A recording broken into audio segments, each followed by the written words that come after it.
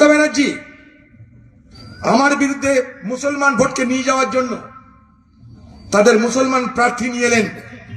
মানুষকে কিছু বলেনি, খালি মসজিদে মসজিদে গিয়ে নামাজ আর মুসলমানদেরকে বোঝানো ভাই এসেছে। তাতেও মমতা ব্যানার্জির ভরসা হয়নি, তাতেও জেতানো যাবে না, অধীর চৌধুরীকে হারানো যাবে না। তাই কি করতে হবে? দাঙ্গা লাগিয়ে দাও। দাঙ্গা লাগানোর জন্য কাকে নির্দেশ দিল? এখানকার আপনাদের বিধায়ককে। তাকে বলা হলো কিছু একটা করো, অধীর চৌধুরীকে হারানো যাচ্ছে না। শক্তিপুর হিন্দু এলাকা, রামনবমীর দিন দাঙ্গা হলো। সেই দাঙ্গার খবর পেলাম রাত্রি 10:30টায়। আমি তখন ফারাক্কা ব্রিজ পার হচ্ছি।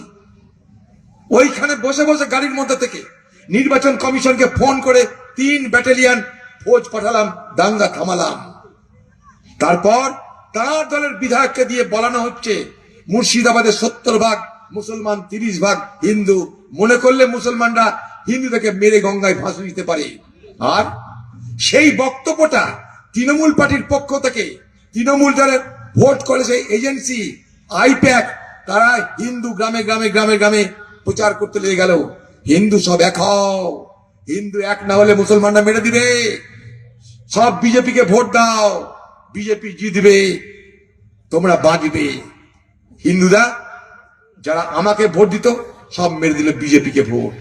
মমতার কাজ সারা হয়ে গেল, মমতার উদ্দেশ্য সফল হয়ে গেল। মমতার উদ্দেশ্য ছিল অধীর চৌধুরীকে হারানো, কারণ অধীর চৌধুরী মমতার কাছে মাথা নিচু করে না, তৃণমূলের কাছে মাথা নিচু করে না, তাই হারাতে হবে। তাই হারানোর জন্য সব পথ অবলম্বন করতে হবে। হারানোর জন্য নিচ উঁচ সব পথ অবলম্বন করতে হবে মমতা ব্যানার্জির। এটাই হচ্ছে লাইন। তাই একটা হিন্দু নারী হয়ে তুমি, পশ্চিমবঙ্গের মুখ্যমন্ত্রী হয়ে তুমি, হিন্দু মুসলমানের ভোট নিয়ে মুখ্যমন্ত্রী হয়েছে তুমি, আর সেই মুখ্যমন্ত্রী তুমি পশ্চিমবঙ্গের বহরমপুরে অধীর চৌধুরীকে হারানোর জন্য হিন্দু মুসলমানের বিভাজন করিয়ে রক্তাক্ত করলে শক্তিপুর, রক্ত ঝরালে সাধারণ গরিব মানুষের লজ্জা হয় না তোমার? এটা কি ক্ষমতার অপব্যবহার নয়? হ্যাঁ, আমি ভোটে জেতার জন্য আমি মুখ্যমন্ত্রী, মমতা ব্যানার্জি আজকে বাংলার মুখ্যমন্ত্রী, তাতে হিন্দুও ভোট দেয়, তাতে মুসলমানও ভোট দেয়। আর সেই মমতা ব্যানার্জি অধীর চৌধুরীকে হারানোর জন্য দাঙ্গা লাগায়। সেই দাঙ্গায় রক্তাক্ত হয় গরিব মানুষরা। ধর্মের নামে রক্তাক্ত করে দিলা তুমি মুর্শিদাবাদকে। তোমার পার্টির লোককে দিয়ে বলাচ্ছ 70% মুসলমান, 30% হিন্দু, মেরে সব হিন্দুকে গঙ্গায় ভাসিয়ে দিবে। এ কোন রাজনীতি? আমরা তো এখানে রাজনীতি কোনদিন করিনি। 5 বার ধরে আমি এমপি হয়েছি, কখনো তো প্রয়োজন পড়েনি আমার এই কথা বলার যে আমি হিন্দু। আপনারা সব ভোট দিন। কি বলেছি? আমি মানুষ, এখানে জন্মেছি, বড় হয়েছি, মানুষের জন্য কিছু করতে চাই, সততার সঙ্গে রাজনীতি করতে চাই, আপনাদের সেবা করতে চাই, বিপদে আপদে থাকতে চাই, তাই আমাকে ভরসা করতে পারেন, এই বলেছি। আর তো কিছু বলিনি। আজ সবকিছু পাল্টে যাচ্ছে, এতে আমরা দূরে চলে যাচ্ছি। হিন্দুদের জন্য চায়ের দোকান আলাদা হয়ে যাচ্ছে, মুসলমানদের জন্য চায়ের দোকান আলাদা হয়ে যাচ্ছে। সমাজে তাতে ভালো হতে পারে না, সমাজ ক্ষতিগ্রস্ত হচ্ছে। আমি সেই জন্যই বলছি, আজকে যে বলছিল এখানকার সৃজার, কত বড় বড় মানুষ, কত বড় বড় দিকপাল এই সারারে বড় জন্মেছে, নাম বছর বড় হয়েছে, তারা কি আমাদের এই শিক্ষা দিয়ে গেছে? বলুন, এই শিক্ষা দিয়ে গেছে তারা আমাদেরকে? এই মুর্শিদাবাদ জেলায় আমরা একে অপরের সঙ্গে কাঁধে কাঁধ মিলিয়ে বড় হয়েছি। সেই বিষাক্ত রাজনীতির হাত থেকে মুর্শিদাবাদকে বাঁচান। ভারতবর্ষে আজ রাহুল গান্ধী নেতৃত্বে ঠিক এই কাজটাই হচ্ছে। ভারতবর্ষে রাহুল গান্ধীর নেতৃত্বে আজ ধর্মনিরপেক্ষ রাজনীতির লড়াই হচ্ছে। সেই লড়াই আমরা মুর্শিদাবাদে নিয়ে আসতে চাই এবং ধর্মনিরপেক্ষ রাজনীতির জয় এখানে হাসিল করতে চাই।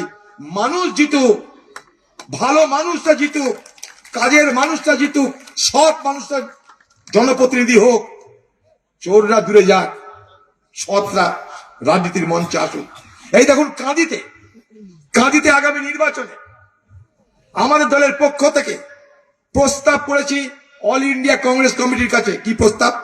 কাঁদির বিখ্যাত চোখের ডাক্তার শামীম রানা, তাকে প্রার্থী করার প্রস্তাব করেছি। ওই দেখুন শামীম রানা বসে আছে এখানটা, বিখ্যাত চোখের ডাক্তার শামীম রানা, তাকে কাঁদিতে প্রার্থী করার জন্য প্রস্তাব করেছি আইসিসির কাছে আমরা, কারণ আমরা ভালো ভালো মানুষকে নিয়ে আসতে চাই। তাই এলাকার মানুষ, আমি জানি রমজানের মাসে 5:47 ইফতার, তার আগে প্রস্তুতি নিতে হয়, হাত মুখ ধুতে হয়, উজু করতে হয়। আমি সময় নেব না, আমি সময় নিতে চাই না, কিন্তু কয়েকটা কথা বলতে চাই শুধুমাত্র আপনাদেরকে, যে এই রাজনৈতিক বাতাবরণ থেকে বাংলাকে মুক্ত করা দরকার।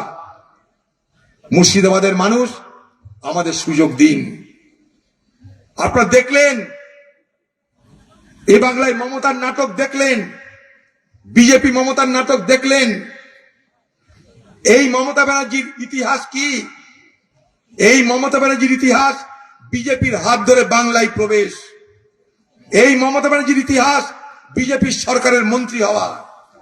এই মমতা ব্যানার্জির ইতিহাস যখন গুজরাটে দাঙ্গা হয় তখন নরেন্দ্র মোদী সরকারের মন্ত্রী থাকে, বিজেপি সরকারের মন্ত্রী থাকে। একে বিশ্বাস করবেন? 2003 সাল আরএসএস এর সর্বভারতীয় সম্মেলন দিল্লিতে, মুখ্য বক্তা মমতা ব্যানার্জি বক্তব্যে বলছে আরএসএস দেশপ্রেমিক, তাই তাদেরকে আমি শ্রদ্ধা করি। কখনো শুনেছেন মমতা ব্যানার্জির মুখে আরএসএস এর বিরুদ্ধে একটা কথা বলেছে আজ পর্যন্ত? একটা কথা বলুন, একটা কথা মমতা ব্যানার্জি আরএসএস এর বিরুদ্ধে বলেছে আমাকে প্রমাণ দিন। পাবেন না, পাবেন না। আরএসএস এর নেতা মোহন ভাগবতের বিরুদ্ধে কোনদিন সমালোচনা করে না সে, কারণ এই আরএসএস পশ্চিমবঙ্গে মমতার রাজত্বে ফুলে ফেপে বড় হয়েছে। যে আরএসএস এর এই পশ্চিমবঙ্গে মাত্র 400 শাখা ছিল 2011 সালে, আজ সেখানে 4000 শাখা। মুসলমানদেরকে ব্যবহার করে ভোটের জন্য।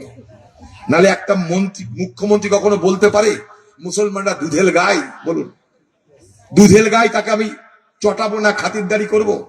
হ্যাঁ,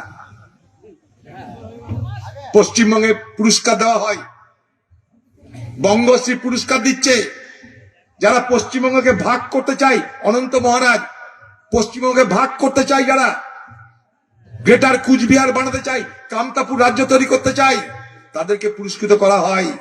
কোন মুসলমান খুঁজে পাওয়া যায় না। 4 রাজ্যসভায় মেম্বার করা হয়, সেখানে মুসলমান খুঁজে পাওয়া যায় না, শিডিউল কাস্ট খুঁজে পাওয়া যায় না, শিডিউল ট্রাইব খুঁজে পাওয়া যায় না। আমি আপনি কি পেয়েছি? লক্ষ্মীর ভান্ডারের 500 টাকা বৃদ্ধি আর যুব সাথী, এই তো। ভারতবর্ষের বিভিন্ন রাজ্যে লক্ষ্মীর ভান্ডারের ভিন্ন ভিন্ন নামে দেওয়া হয়। 2-3টে উদাহরণ দেব। পাশের রাজ্য ঝাড়খণ্ড, মাইয়া সম্মান যোজনা লক্ষ্মীর ভান্ডারের আরেক নাম। কত দেওয়া হয়? 2500 প্রত্যেকটা মা বোনকে। যান খোঁজ নিয়ে দেখুন ঝাড়খণ্ডে। তামিলনাড়ু, এই তেলেঙ্গানা কংগ্রেসের রাজ্য, সেখানে মা বোনদেরকে দেওয়া হয় 3000 টাকা করে। কর্ণাটক, সেখানে মা বোনকে দেওয়া হয় 3000 টাকার সঙ্গে বাসে বিনা পয়সায় যাওয়া, 10 লক্ষ টাকার স্বাস্থ্য বীমা, 200 ইউনিট বিনা পয়সায় মুফতে বিদ্যুৎ। খোঁজ নিয়ে দেখুন। মমতা একা দিচ্ছে না এগুলো। ফারাক কি? অন্য রাজ্যের সঙ্গে আমাদের ফারাক। অন্য রাজ্যের রাজ্য রোজগার করে দেয়, আমাদের রাজ্য কি করে? ভোট নেওয়ার জন্য ধার করে খাতিরদারি করে। ফলে কি হচ্ছে? আজকে আমার আপনার মাথার উপরে ঘাড়ের বোঝার পরিমাণ বেড়ে যাচ্ছে। পশ্চিমবঙ্গে আজকে মানুষের মাথার উপরে ঘাড়ের বোঝার পরিমাণ 7,70,000 কোটি টাকা। তাতে কি হচ্ছে? কালকে যদি আপনার পরিবারের বাচ্চা শিশু জন্মগ্রহণ করে, পৃথিবীর বাতাস দেখার আগে,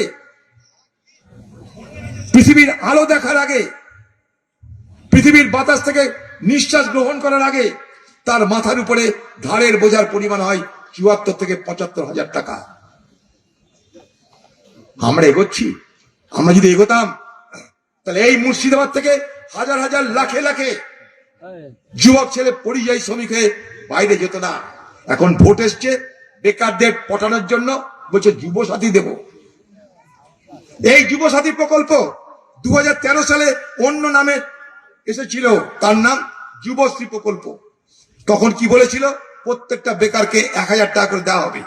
2013 থেকে 2026 13 বছর পার হয়ে গেল, এই সালারের কটা বেকার যুবক যুবশ্রী প্রকল্পে 1000 টাকা করে পেয়ে চলেছেন বলুন? পাবেন না, বলে করে না। ঠিক একেবারে ভোটের আগে বলছে করবে না, কারণ কি? ভাড়ার তো শূন্য, পশ্চিমবঙ্গ সরকারের ভাড়ার শূন্য হয়ে গেছে।